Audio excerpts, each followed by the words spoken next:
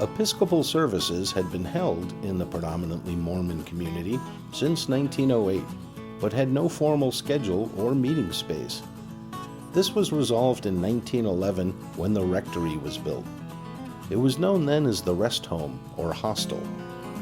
The rest home served the community in many ways. It was a meeting space, school, library, gymnasium, hospital, maternity ward, thrift store, priest housing, and church offices.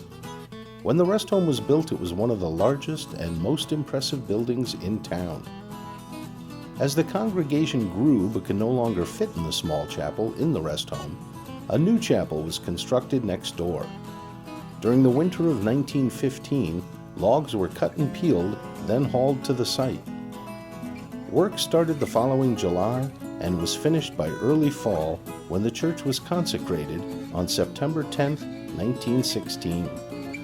Originally, the church entrance was on the west side, but in 1935 it was changed over to the opposite east side.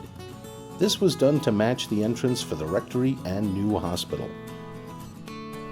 The bell tower on the south side of the building was the local ice house.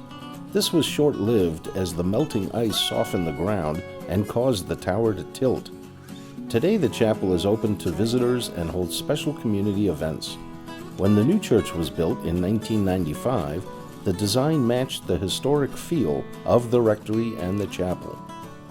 In the early 1920s, dude ranches were reaching their peak in Jackson as the premier vacation spot in the country. The ride into Jackson for church services was long, difficult, and dusty. In 1925, Maud Noble donated an acre of land for the construction of a new chapel so the dudes and ranchers could attend services nearby. The chapel was sited so views of the cathedral group of the Tetons would be visible through a large plate glass window.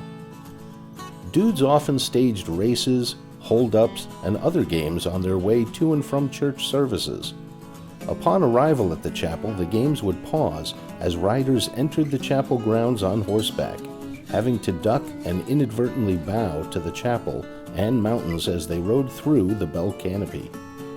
Jack Hyler reconciled the mix of roughhousing and quiet meditation by pointing out that without the new chapel, most of the attendees would not have gone to a service at all during their vacation. Today, the Chapel of the Transfiguration is one of the most visited areas of Grand Teton National Park.